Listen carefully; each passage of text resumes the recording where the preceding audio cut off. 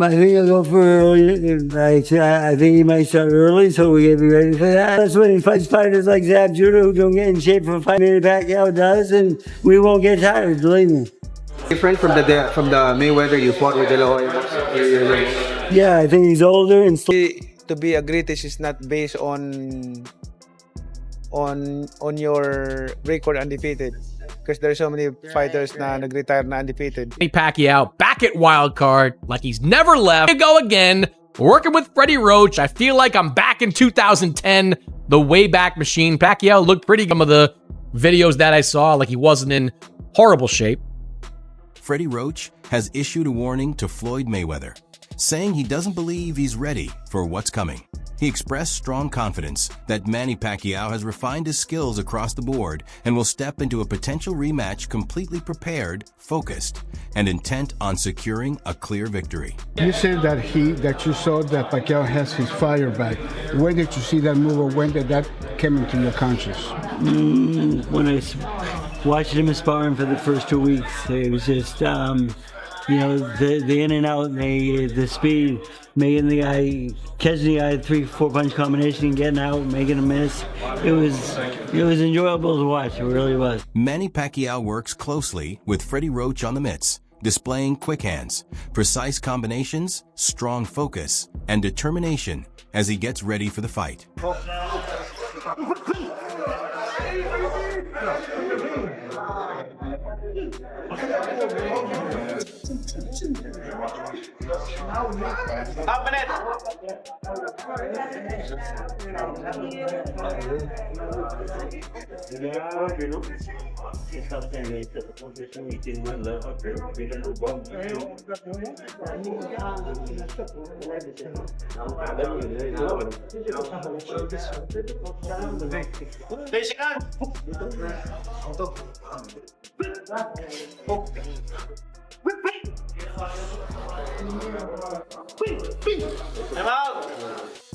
Ano kaya advantage mo? God willing,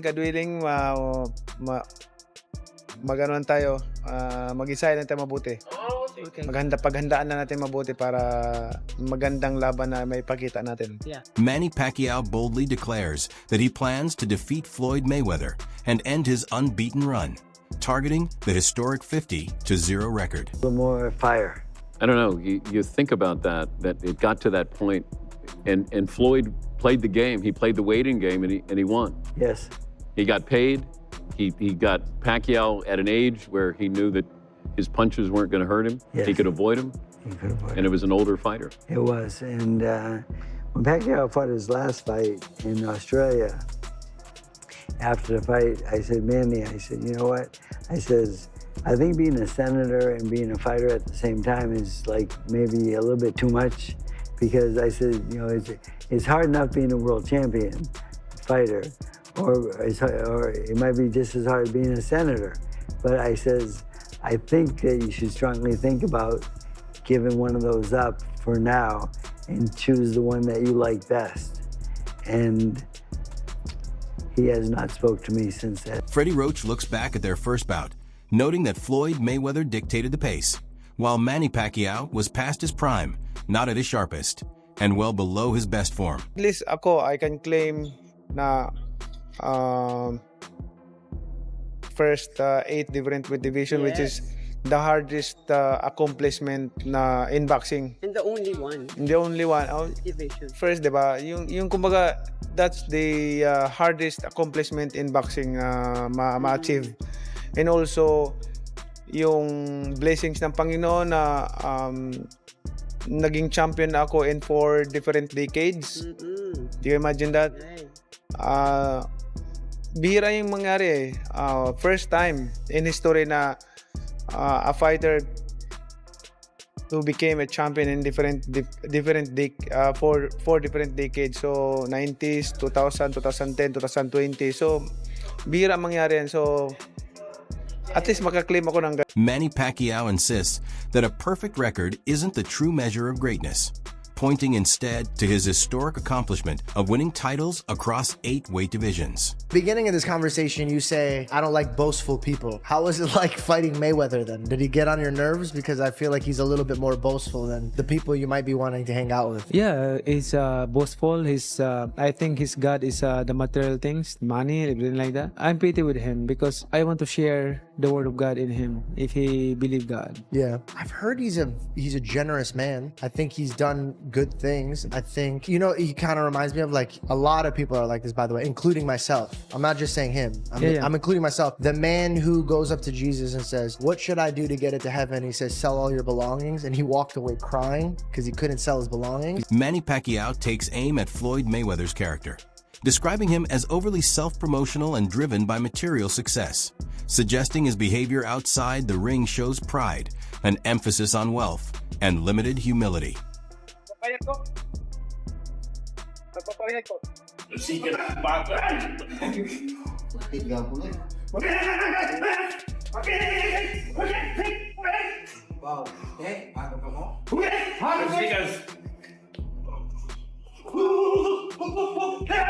Manny Pacquiao demonstrates his commitment through grueling training, emphasizing that results come from hard work, discipline, and preparation rather than talk. Dan Patrick raises doubts about the demand for a Mayweather versus Pacquiao rematch, suggesting the level of public interest may fall short despite their historic rivalry, while also describing Floyd Mayweather's style as lacking excitement. Floyd Mayweather is a boring fighter. I mean, you know, the presentation is flashy, but he's a defense-first fighter. There's nothing to, when you watch him, you go, oh, okay, didn't get hit again, and he didn't get hit again. You know, tactically, he's brilliant, but not exciting. So, hey, if you sign up for it, go get him. Must be, it'll be September, so maybe it's a slow night for you, and you go, well, maybe I'll just buy this fight. Let me see these two guys lean on each other. But I don't know if this has to do, you know, boxers never retire. Sugar Ray Leonard told me this when I went to his first retirement in Baltimore, and he talked about fighters never retire. The phone stops ringing. Roy Jones Jr. speaks highly of Manny Pacquiao, praising his exceptional talent in the ring. He points out that Pacquiao's edge comes not just from his power, but from his non-stop movement and unpredictable timing. Jones explains that Pacquiao rarely stays in one place, making him a difficult target and creating problems for even top-level opponents. His footwork and angles allow him to launch attacks from unexpected spots, which makes defending against him extremely challenging. Each move is deliberate, with every step setting up the next punch. This smooth, ever-changing style causes opponents to hesitate, and in boxing, even a brief pause can determine the outcome of a fight. Get a victory. Now guys don't do that. Pac-Man, fortunately, is one of those guys who knows how to use the ring. So he don't stand in just one place and fight. With that being said, if his legs can hold up for 12 rounds, he's the guy to do it. Roy Jones Jr. also highlights that Pacquiao blends quickness with sharp ring awareness, allowing him to read opponents and adjust instantly. This keeps him ahead of the action, often shifting from defense to attack in moments. He adds that Pacquiao's agility is both physical and mental, helping him stay effective under pressure. According to Jones, this mix of movement, speed, and awareness is what makes Pacquiao such a formidable and memorable figure in boxing history. He did. That's what I'm saying. Wait, stop. What's the guy named in the wheelchair right now? Paul Williams. He could have fought him. I don't think he would have beat. I ain't say that. I say he could have fought him, though. And you don't think, hey, in my opinion, the only person that really had a chance in his weight class back then was Amir Khan. He wasn't touching Amir Khan. That time Amir had too good a feet. He wasn't fighting Amir Khan. Amir was calling him out for years. He wasn't fighting Amir Khan. Amir Khan had too good a feet. I already know this. I just don't think he would have beat Floyd. I ain't saying what you don't know.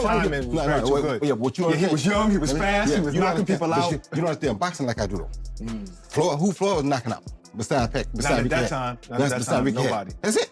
Yeah, so if you ain't knocking people out, you got to catch Khan and knock him out. And you got to get out that shoulder, you got to chase Khan. Dan Patrick offers a thoughtful and slightly critical take on the idea of a rematch between Floyd Mayweather Jr. and Manny Pacquiao. He questions whether there is genuine fan demand for the fight or if other factors behind the scenes are pushing it forward. With a touch of humor, He suggests boxing may be drifting into an era where retired legends could easily return, referencing figures like Tommy Hearns, Marvin Hagler, and Mike Tyson. His comments reflect concern that the sport might be leaning too heavily on nostalgia instead of promoting new matchups.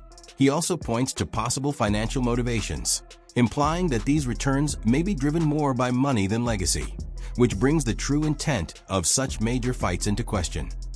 But, maybe, financial issues could be affecting one or both of these fighters, and that's why you're doing it. I don't know why you watch this unless the undercard is really good. Maybe the novelty of being in that building, having a boxing match in the Sphere, but it's real. It's real. Does Conor McGregor get the winner of this fight? I mean, now, if Conor McGregor got to do MMA against Floyd, now that would be fun. That would have been interesting. But it's like, and then do one of the brothers, what are their names? The Paul brothers, do they get to fight somebody? I mean, is this where boxing is? Yes. How did we? Patrick also questions how entertaining the rematch would be, suggesting that viewers might be drawn more to the spectacle than the action itself. Although the first fight brought in huge earnings, he hints that a second meeting may not feel as genuine. Overall, he challenges the path boxing is heading down, asking whether the sport is truly progressing or just returning to past moments for financial gain. Brilliant businessman, but you start to read articles of, he's got things in foreclosure, and I can't imagine that you would lose Mike Tyson did. But then, we had people stealing right in front of him. That was the difference here. But with Floyd, I thought Floyd was like a Darrell Rebus kind of businessman. So that's, if he's coming back because he needs money, that is sad. Yes, Todd. How much money, and I don't understand the financial part of how they get millions of dollars to have these fights that supposedly are kind of ridiculous and it's like an exhibition nobody wants to see. How much of that money is based on who goes to the fight and as far as people that are buying like pay-per-view? Like what if so many people decided I'm not going to the fight, I'm not going to watch it on pay-per-view, they're still going to get millions of dollars? There's still enough money out there to pay these guys crazy money. Chris Manx offers a reflective take on Manny Pacquiao reuniting with Freddie Roach in training, calling it a nostalgic moment for boxing fans. He notes that watching them work together again brings back memories of their peak years, when their partnership ruled the sport. At the same time, Manx advises caution when evaluating Pacquiao based on short training clips. He explains that brief footage can make anyone appear sharp, pointing to examples like Mike Tyson looking explosive in promotional videos. In his view, these moments can be misleading and don't necessarily reflect true fight readiness. Look, I can post a video and look good for 10 seconds right now, just like when Mike Tyson looked like when he was promoting the Jake Paul fight. You writers and you guys with the non-boxing, I need to get those videos out of your head, because they're just clips. Anyone could look good for that long. I can train you to look good for 10 seconds. It'll be pretty hard, but I can train you to look good for 10 seconds on video. So don't worry about that. I look, Bob Arum knows what he's talking about, because it's the legs that's going to get to Pacquiao, not the power, not the explosive speed in front of a heavy bag. But whenever you're in front of an opponent and he's going to be moving around, it's the legs that are going to fail you. They're going to betray you. The power's not going to betray you. That lasts until the very end. His punch resistance, that's not going to betray him, because that never goes. Speed, and it's because you rely on your legs.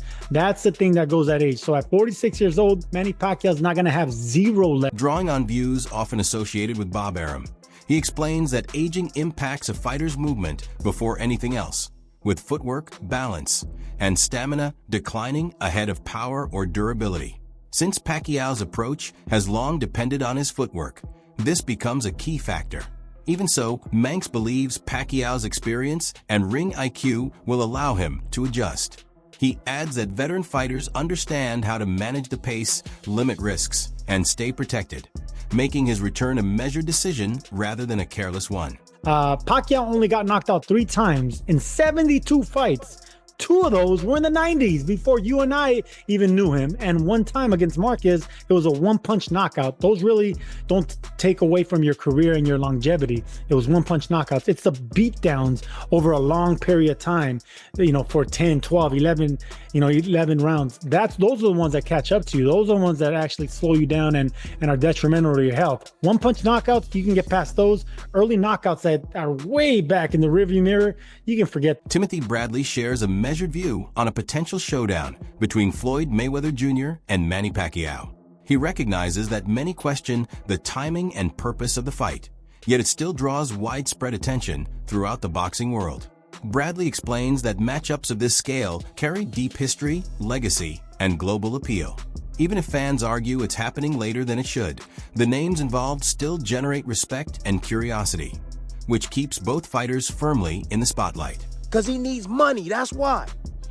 All the rumors are true. It's a sad thing, but it is what it is. But it is what it is. And one more thing. Mayweather, if Mayweather didn't believe that he can beat Manny Pacquiao, he wouldn't be in the ring with him. Yeah, Mr. Sensitive. I love Mayweather, but let's keep it a buck. Oh, he's sensitive as hell. Not only is he sensitive, the man, he's insecure like hell. He's insecure, and he got to have a leg up on. And he saw the Barrios fight, and Barrios just got smashed by Ryan Garcia. And then now, he like, Barrios is all right. I'm better than Barrios. Shit, even though I'm damn near 50, I'm still better than Barrios. My experience, my hand speed, I take care of myself. I had some exhibitions. I know I can still do this. He also notes that both Mayweather and Pacquiao are fully aware of what's at risk, with their reputations constantly being judged. Even in the later stages of their careers, their ability, experience, and ring awareness still play a major role. Bradley believes the bout isn't only about establishing superiority, but also about meeting the expectations surrounding it. Regardless of criticism, the matchup keeps people talking, making it one of the most discussed topics in boxing. That's what he's thinking. He like, I still can do this. I can beat Manny Pacquiao. I saw what Barrios did to him. So that's the reason why this fight is happening. The rumors are damn true. It's sad, but it is what it is. And you know what? The money right now for content is crazy. Netflix is paying for any type of great content, man. If you seen the change with Netflix, man, I almost canceled my damn subscription with Netflix because I got sick and tired of seeing the same boring ass shit on Netflix. And now they got this woman in place now, and she's seeking out and she want the best of the best content. They got podcasters and stuff all on Netflix now. I mean, it has grown crazy. So, Jake Paul opened up the Netflix avenue. The Boxing Ego host offers a critical perspective on Manny Pacquiao facing a dangerous puncher, pointing out concerns about inactivity from both fighters. He notes that while Pacquiao hasn't been consistently active, his opponent carries significant knockout power and has previously caused problems for fighters like Timothy Bradley and Chris Algieri. The analyst also stresses a common belief in boxing that punching power is often the last quality to decline. Manny Pacquiao, right? And he fighting a power puncher in Ruslan Provodnikov. I get it, he ain't been fighting, he's inactive, but Pacquiao, he ain't really active either. He fought Barrios, and that's it. So Pacquiao gonna fight a big puncher who hurt Tim Bradley, who hurt Chris Algieri, who Lucas Matisse had to box, and John Molina and all these people had to box because he hit too hard. They say power is the last thing to go. And you got the Floyd Mayweather fight looming. I'm surprised Netflix didn't force them to cancel these exhibitions. So that's on the Pacquiao side. Boom. On the Floyd Mayweather side, look at this. Floyd Mayweather, keep in mind, the Pacquiao Maypac 2 ain't till September. He explains that this situation adds risk, particularly for an older fighter coming back after a period of limited activity. Even with Pacquiao's experience and skill, facing a strong puncher remains a serious threat. He then shifts attention to Floyd Mayweather Jr., questioning his ongoing participation in exhibition bouts. He expresses uncertainty about the level of competition, noting that some matchups appear less credible and more focused on spectacle than genuine contests. In the end, the analyst takes a skeptical stance on both sides, suggesting these fights may be influenced more by entertainment value and financial incentives than true competitive purpose within boxing. Floyd, it says Battle of the Legends, Floyd Money Mayweather versus Mike Zimbides. 180 fights, 158 wins, 87 knockouts. I don't even know who this is, bro. But Floyd finna fight an exhibition against this Ninja Turtle looking muff. Michelangelo is a party dude. Teenage Mutant Ninja Turtle. Bro, get this turtles in a half shell, a turtle power, cowabunga. Bro, this man got a tortoise shell. Bro, Floyd about to fight whatever dude's name is. Zamibia or whatever his name is. So Floyd about to fight Zamunda, or whatever this guy got. Zamunda, he finna fight Zamunda. That wraps up today's video. Stay tuned for more. See you next time.